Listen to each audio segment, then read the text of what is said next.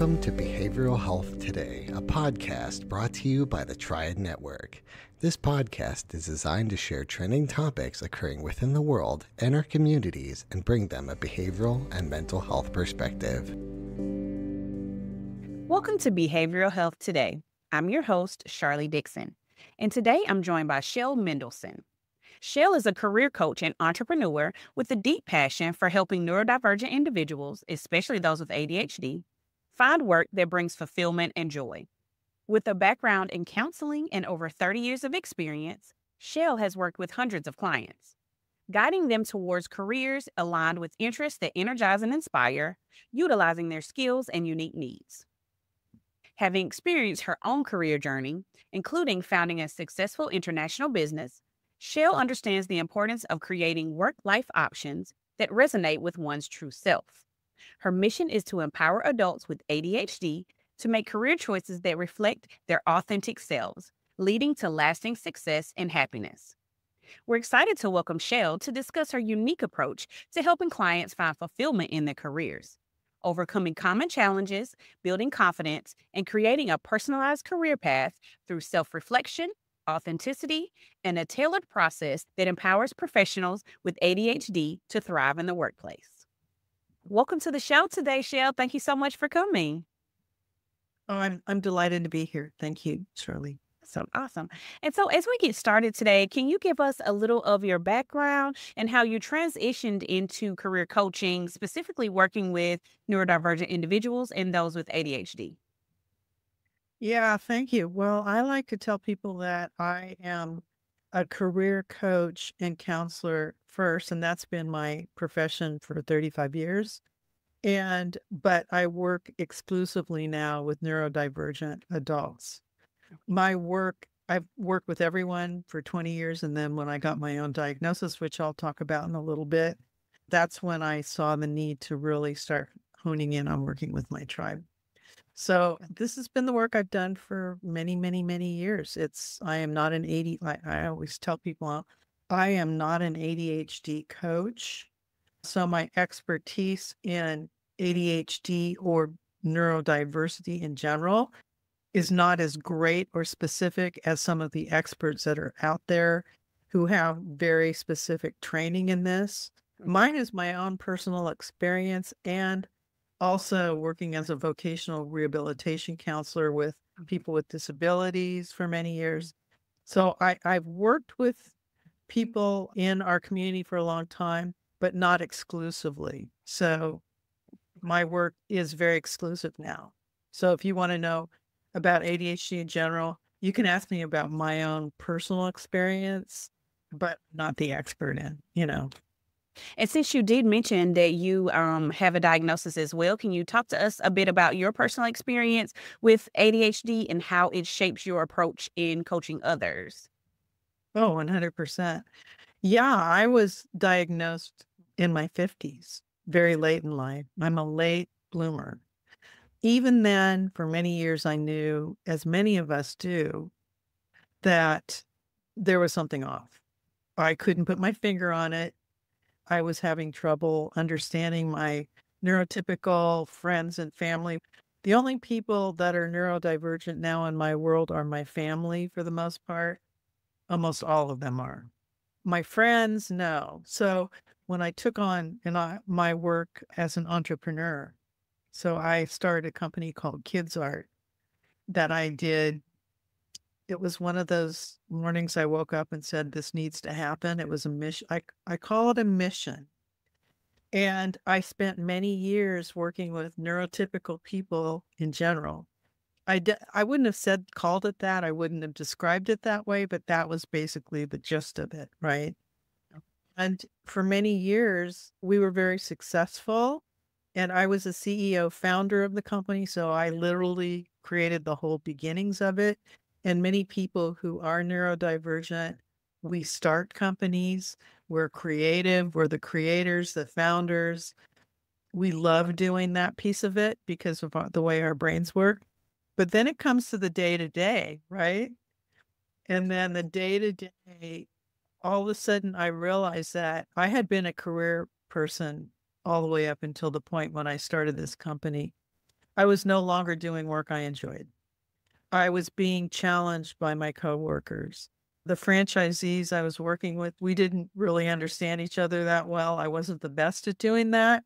I was an undiagnosed CEO. And if anybody who is listening to this who has ADHD has ever worked with an undiagnosed manager, somebody as a supervisor, they'll be able to tell you how awful it can be. Because we don't really get what's going on, right? We don't get why people won't respond to us a certain way, or why when we ask them to do something, we forgot to ask them about what are their deadlines or what is it that they need. We just forget because we're so distracted and we just want to get things done. And so I had a lot of problems leading up to when I left the company. And it wasn't a fun ending for me, but it was enough to traumatize me enough to get the diagnosis. That's when I got my diagnosis. And I always tell the story of 2 years before that I had a friend who was a therapist who sent me a book on ADHD, and I promptly put it in the drawer and hid from it until everything broke down with the franchise system. And that was when I literally went crawling to the bookshelf, put my hands on it, opened up the pages, and saw myself.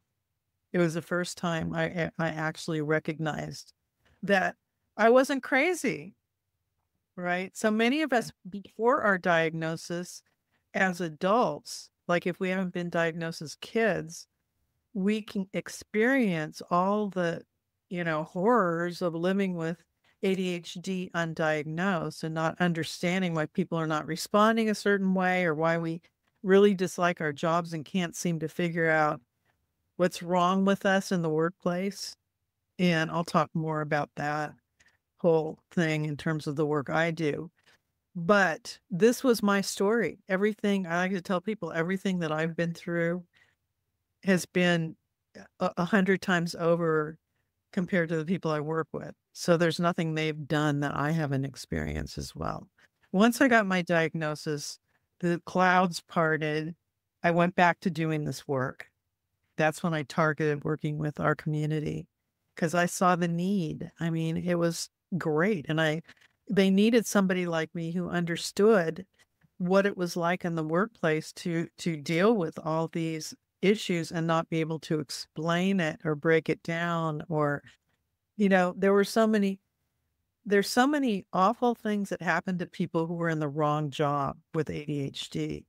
And anybody, again, listening to this is going to say, oh yeah, I've been there, right? It's not fun and it can cause all kinds of problems. And it did for me. So again, once I got back to doing the work I love, doing the work that I'm supposed to be doing, I was able to just blossom even more. And really, that's when I created the course book and I really started having fun with the people I was working with because I love working with our tribe. We call it a tribe. We're a tribe, a community. Yeah. Thank you so much for sharing a bit of your personal story. I've worked with others who have been diagnosed with ADHD, and some of the things that you mentioned are, just some challenges that many people face. Can you talk a bit about how those challenges present differently? Careers and career coaching, period, can be a challenge, but how are those challenges different in someone who has been diagnosed with ADHD? Well, for one thing, I mean, I can keep it really simple for you. And that is, if you're not in the right job, you're going to experience all of those issues. And so I always tell people it's not that there's anything wrong with you. It's not about who you are, what you're capable of, what you're, even the work you're doing, there's nothing wrong with you. You're just in the wrong job. It's the wrong fit for you. You haven't really gone through identifying what the right fit is up to that point. And so people get into their jobs for all kinds of reasons. They get, you've heard of people fall into it or somebody told me about this. And because one of the things that a lot of us are great at are doing interviews, right? We can interview and get the job. So we go on these interviews, we wow them with, our personalities or whatever. Or we say something that they connect with or whatever, but it's the wrong job, right? They haven't gone into that situation with the full knowledge of what it is that they're applying for, why they're applying there, whether or not the tasks that they will be doing are the right tasks, and the conditions under which they will be working are the right conditions. So there's so many pieces of it too that are very rarely explored beforehand, that it can make it easy to get into the wrong job and then end up job hopping or quitting or being fired or being put on the PIP programs. That is the key. Whenever I always tell people, if you were put on a PIP program right away, you were in the wrong job. Because people who are in with ADHD and who are neurodivergent, when they are when it's the right fit, they don't get put in these programs. They're usually better than everyone else. They're usually not only to get the job done, but get it done better, quicker, in a more productive kind of way. So critical. You see what I'm saying? Yeah. I do. As you begin to work with clients, you did mention that you created a program. Can you talk a bit more with us about what that program looks like and really how it's different than any other career coaching? I've done a little bit of career coaching, and it seemed to be a ton of assessments, a ton of quizzes, and asking lots of questions. And at times, I'll be honest, it was a little boring. So what makes your system and your program different than those? Well, for one thing, if you know our brains, we need to be engaged. Mm-hmm. We need to go through a self-evaluation, we need to do a deep dive into who we are, what we want, why we want it, and to be able to articulate what those things are and under what conditions, right? And the assessments, I am not anti-assessment, but kind of, I don't do assessments for that very reason. And very often, the questions they ask in those assessments are the wrong questions for us. They don't get to the right answers. And they're compared with people who answered questions who are not always neurodivergent. So they're not going to get the right information from that. And if there's no way to follow up with that or really move it to the next place in terms of exploration with the person, then, and it's got to be somebody who really knows how to do that. And that's when, so I avoid all that and I do the deep dive, which means that the work that I do involves looking at every element that makes up one's ideal work and breaking it down into in a very personal way. And people have to be authentic when they're answering the questions. It's not comparing you to other people. It's you really just saying, this works for me. This doesn't work for me. These are the skills that I need to be using. These are the people I need to be working with. These are the conditions under which I will thrive. But all of those things are a big deal. And each one of those elements are huge. And then looking at the different fields and subjects that we're attracted to. So the key word is attraction. We need to be attracted to these things that are important to us. And it's okay to say that. I think that's where neurotypical people are like, yeah, just suck it up kind of thing sometimes. Mm-hmm. It doesn't work for us. You can't suck it up and we can pretend. And what happens is you will see people with ADHD who are neurodivergent pretending or masking, they call it, trying to put on a good show, to be like everyone else. Like, why? But all the time saying to themselves, I don't get why I'm not getting this, or why everyone else is, moving ahead of me, or why can they get this task done? Well, it's because you really don't like doing that task. And that you're not thriving in that. And you can pretend that you are, or you can pretend that you want to be doing that, or even that you can do that and try and figure it out. But that will break down at some point. It will always break down. And you'll start what I call leaking, like little problems that come up that then either your manager, your coworkers, a supervisor are going to start to notice. Yeah. and they'll ask you about, and you won't always have the answer to that question because really it's just because you hate what you're doing or you don't like it. It's as simple as that. We have to enjoy what we're doing. There has to be an element of attraction there.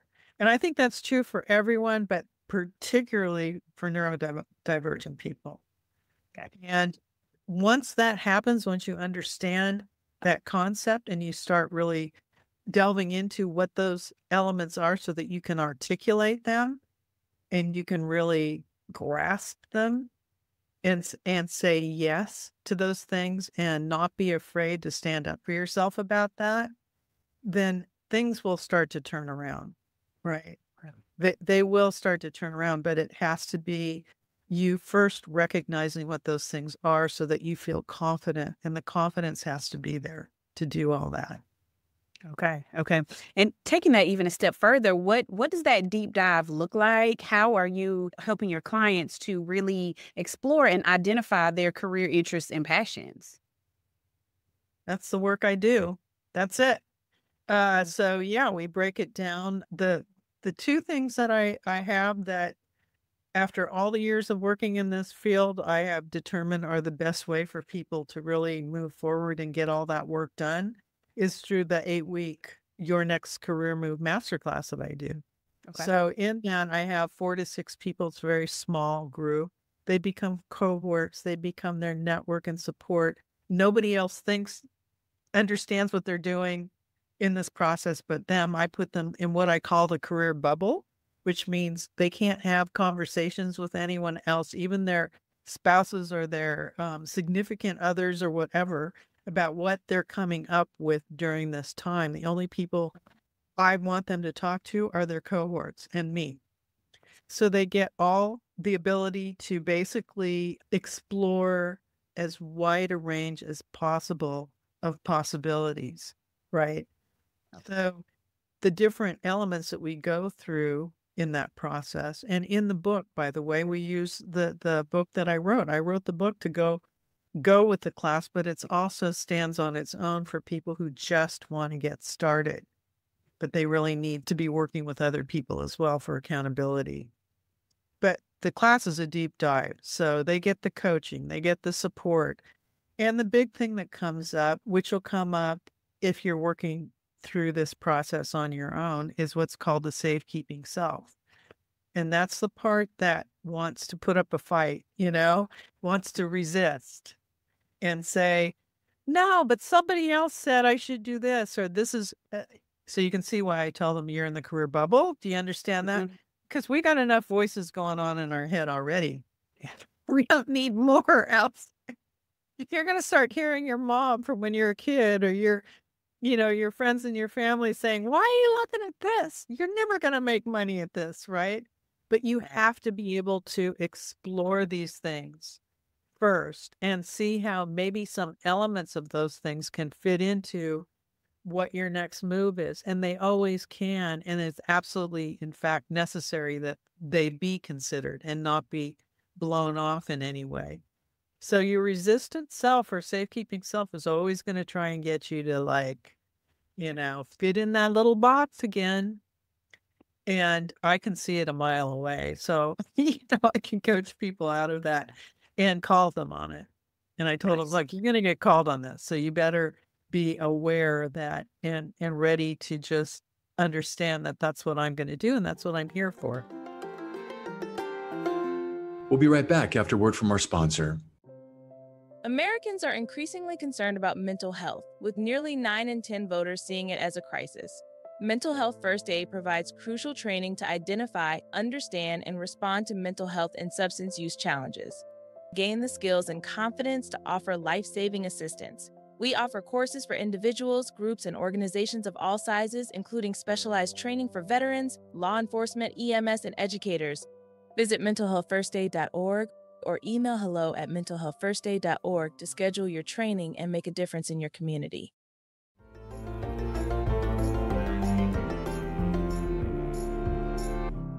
Okay. And so do you work with individuals who have not been diagnosed with ADHD, those that may have some struggles with being able to focus, but have not necessarily received that diagnosis? Is your, are your books and your classes, are they just specifically for those that have been diagnosed? Two things. Okay. The first thing is if it looks like a duck.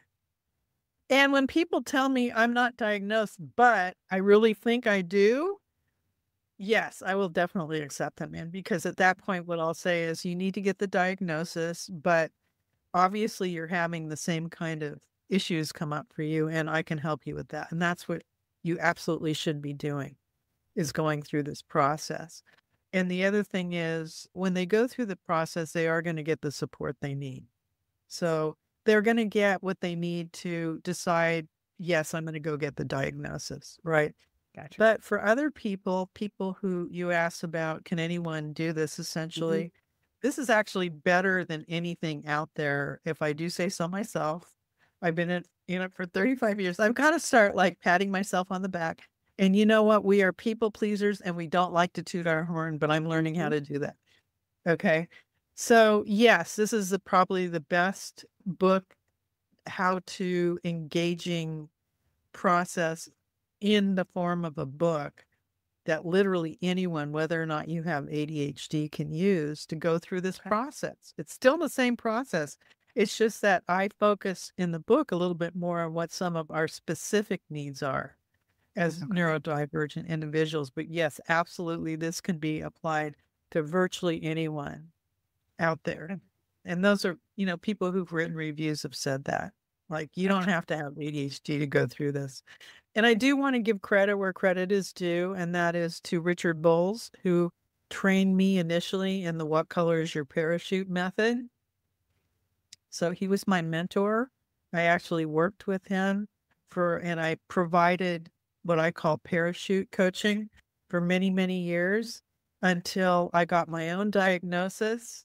And I could see that that book was no longer actually working for our tribe. And I had to over the years, I'm probably the only one who's ever been trained by Richard Bowles as a career person. And he's trained many who took it to that level, really took it beyond where things were at. And I always give credit to him. It's right there on the front of the book.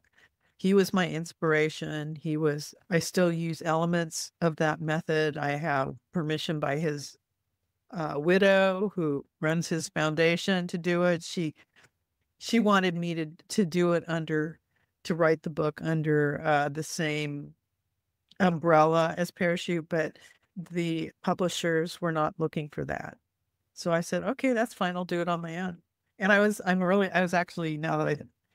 really glad, because it wouldn't look anything the way it looks now. I customized it. Nice. That's awesome. I customized it a lot. Very nice. Very nice. You've mentioned a few times that individuals with ADHD oftentimes get stuck or feel stuck in a career that's just not a good fit for them. What is your advice for them? How do they start to move out of that career phase into something that they can enjoy? Well, everything that we've been talking about is pretty much it. You've got to start thinking about going through this process. I just don't see any way out of it.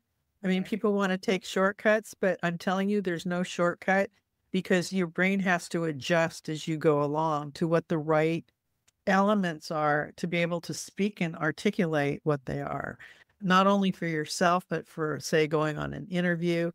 And maybe even if you're looking at doing some kind of self-employment, knowing that, I've always loved doing this. You see a lot of people out there now, especially young people on TikTok, who take something that they really love doing and they make a business and make it all these followers. It's not unlike that. It's very possible, even older, to do those kinds of things. Not necessarily be a TikTok person, but find what you're attracted to and become proficient enough to do your own self-employment. And what I tell people about going into self-employment is not necessarily being an entrepreneur with the whole, I consider what I did with Kids Art, starting a big company, as being more entrepreneurial versus just taking a skill or something that you really enjoy doing and doing it on your own, but never to do it by yourself. So I like to help people maybe decide what supports they need. What are the supports that you need that are, people helping you to do certain aspects of it that you don't enjoy doing so that you can focus on what you do enjoy doing. Gotcha. Sounds good. Can you talk through a bit about what your participants experience as they work through the masterclass and what the experience is like for them? Absolutely. So we start, like I said, it's an 8-week process. So week to week, we're covering different elements of what make one's ideal work. I use the metaphor of planets. So in each session, we're completing a different planet, which is a part of learning more about who you are and what's important to you in the work you do. And those elements or planets are transferable skills and traits, the people you prefer to work with and for, what the working conditions need to be, and we break that down a lot. In that week, we create what's called a self-accommodation plan, which means that you are like really able to identify what you need in the conditions to be able to articulate that either to an employer or to create that on your own. And then in the fourth planet is special knowledges and fields of fascination. So that's where we really look at maybe what are some of the fields that you always wanted to explore to determine, what the best avenue is for moving in a direction where you can maybe use your skills in a specific field that might be completely new or one that you had always thought about, for example, and maybe just start to get going as the next move in one of those things. But it's also creating what I call the foundation for everything that moves from there.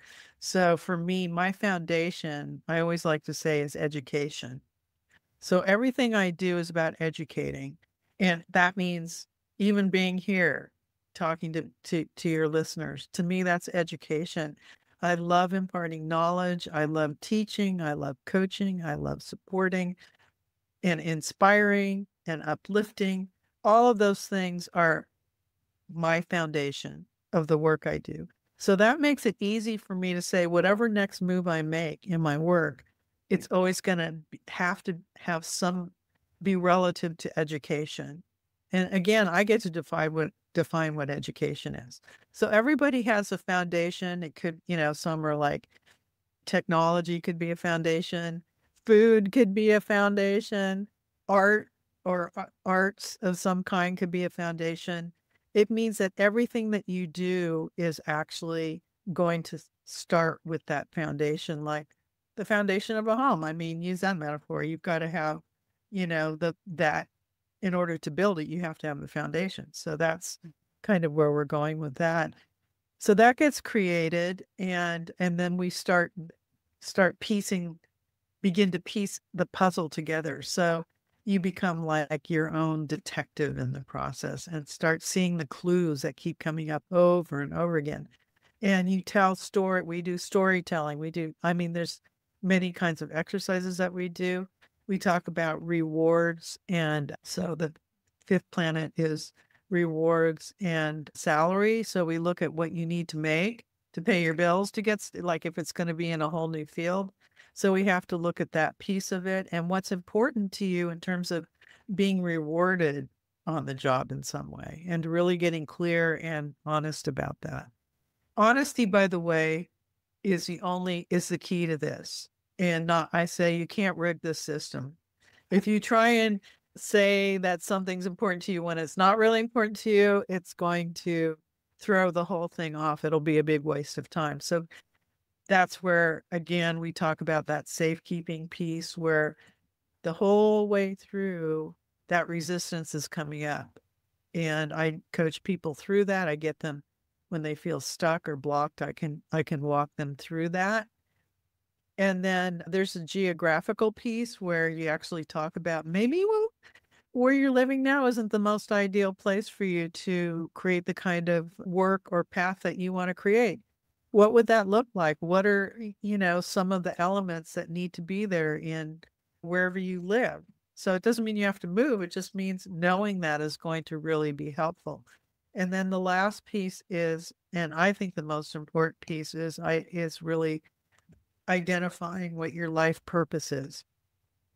And that after you've done all this work, it makes it much easier to start to tackle that whole question of what am I really here for? Why am I, what is the bigger picture of my life and what I want to create and do and leave the world, right? And that becomes very, very important in terms of making career decisions, believe it or not. And people really dive into that. I kind of broke it down in a way that a lot of people have never done before. So I make it easy for you to start to create a statement. And then we look at what are the areas that are rising to the top. I call it the cream rising to the top. Like, what are those things that are sort of coming up for you as you're going through this process? It'll start to organically form some definite directions, right? You start to get that. And then you have support from other people. That really is one of the biggest pieces right there. Is like everybody gets where they hear about what's coming up for you so they can support you and give you ideas and offer, outside support as well. And so, yeah, I mean, by the end of it, you basically have like a process that you identify of your next steps. Like, where are you going now? Like, what is your plan for, do you need to take classes into something? Do you need to get work experience in a certain area? Do you need an internship? Do you need to go back to college? And if so, what specifically is that? So nothing is random. It's very, very specific, which is why it's important for kids in high school and college to do this work before they choose a major, before they decide if they're even going to college and what college they want to go to, and why that one would actually fit who they are better than, something else, and what to take. Specifically, by the time you're a junior, you're all of a sudden you're supposed to pick your major, right? And sometimes people aren't ready for that. This is the process that is so important to do before you even make that decision. And I get lots of parents who, they pay for the class for their older adult children, right? Oh, wow. I've had people pay a parent who paid for a 39-year-old to take because they want to see them finally get it. Yeah. And this is the way to finally do it. So did that answer your question? It absolutely did. It absolutely did. And even taking it a step further, I love that there is a specific plan for after the 8-week course is over. Can you share a Hallmark story or story of how one of your clients was able to transition from the 8-week course to their perfect career? So there's different ways. Some people will actually get it while they're in the class and go, oh, I know what I want to do. And other people are still, it takes a little while for it to percolate. So for example, I had one person, very beautiful lady from Kenya, who was she was in marketing when she started, and she realized she hated marketing. She hated everything about it. And as she was going through the process, she realized she really wanted to be helping people, but it didn't really all come together and hit her like a ton of bricks until like a month after the class, when she put all the pieces together and all of a sudden she said, I need to be a coach. I am going to get coach training. And she went to the coaches organization and she got that training. And now she's like working, doing all kinds of different types of coaching, executive coaching. It's like it fits her like a glove. So that was that's an example. Sometimes it takes a month or so to really let it percolate and to connect with the people in your group, have those conversations. Or I will continue to work with people and strategize, like what some of the next steps are going to be. Whether or not you should go to this type of school or this type of a program or whatever. But I always say, if you're going to go into like a certain kind of program, you've got to almost do as much work as you did in this class to figure out what the right one is, right? So they're doing research in the class. They're also, I forgot to say, they're also having conversations with people about areas that they're very curious about. maybe never had a chance to explore, and now they get to talk to people doing those things. So that's all. It's a very, very interactive, full-on program of, you don't sit around. This is not like you just come to class and that's it. You definitely have to like be prepared to go all in on it. Okay. Nice. So, how can employers and HR departments better support individuals with ADHD in the workplace? And what should they understand about the unique challenges that people face?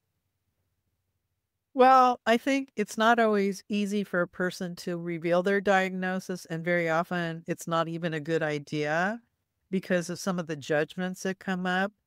But I would say, as employers, if they're leaning towards it could be real simple. If they're leaning towards putting any employee on a PIP program, they should be looking at what's not getting done, and what's happening in the workplace for them that might need adjustment. It could be that if some of the tasks were shifted around to where they get to do more of what they enjoy doing, or even a lateral move of some kind, if they look at who that person is instead of just putting them in these programs and then, crushing their confidence. Because I see these people in my class, okay? Their confidence is so bad, and they feel like it's a personal thing. It really isn't a personal thing. The employer should understand that the person with ADHD, it's the wrong fit for them. And I want them to send people to my class first, and then they'll come back. Instead of the PIP program, send them to my class. They'll come back and tell them what they need. They'll come back and say, maybe I need to quit because there isn't any lateral move I can make here. Or here's some conditions maybe we can work with to make things better. But the programs that are out there now to sort of put people through the paces don't work for people with ADHD. They don't work. Yeah. When it gets to that point, I always, like I said, tell people you're in the wrong job. This isn't the right role for you. And so employers really need to sort of understand that as well, because short of having the person or knowing that the person has this diagnosis, they can see some of the behaviors or some of the things that they weren't doing right that would get them put in those programs to begin with. And maybe be aware that a large, I think, disproportionate number of people who are neurodivergent are put in those programs. And that could be the case.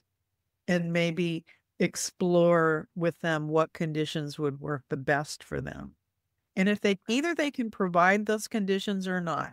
And if they can't do it, then it's not the right fit. But at least a person, if they go through this process, doesn't have the crushed confidence. They have options that they're coming back with.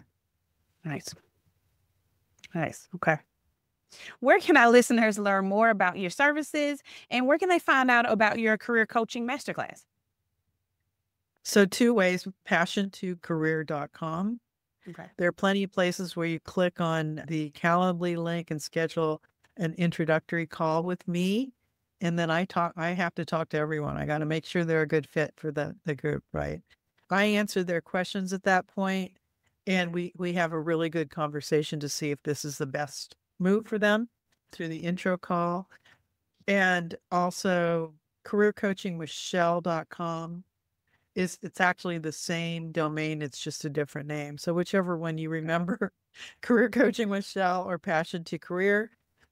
And yeah, that's how you get in touch with me, and we'll see if that's a good fit. Awesome. And then I also understand that you're offering a unique opportunity for our listeners to share your ebook. Can you tell us more about this offer and how it can help others discover their best career path? That is unlockyourcareerpath.com. It's a fillable ebook, which means you can take it on the road and do the whole thing online. You can also purchase the book on Amazon. I'll take you to the Amazon link. However, if you want to become an affiliate, you just click on the link that will take you to signing up. The idea is, do you want to share the gift of career direction, identifying your career direction once and for all, especially students, people that are in college, people that are in junior, senior year of high school. And it's also a great way to raise funds for your school as well, to share it with your students. So very nice. I am sure that our listeners will check out your website. I know that I saw Passion to Career earlier today, and it is a great one. So I'm hoping that our listeners will check it out. And then for anyone who is interested in checking out Shell's book, it is downloadable. It's available for you on both our show description and our website. Thank you so much for joining us on our show today. It was a pleasure speaking with you. You too, Sharlee. Thanks. Thank you. And thank you to our listeners for taking the time to join us. Make sure to follow us on our social media at Instagram, TikTok, LinkedIn, and even on YouTube at Behavioral Health Today. And if you like our show, give us 5 stars and leave us a review. That helps our show get discovered and share the valuable insights in each episode. As always, the resources for this episode and an archive of all of our other episodes can be found on our webpage at triadhq.com/BHT. And we look forward to having you back with us next time on Behavioral Health Today. We appreciate all the support from our community, and if you like our show, one of the best ways you can support it is by giving us a 5-star rating and leaving a review. Behavioral Health Today is a podcast part of the Triad Behavioral Health Network, all rights reserved.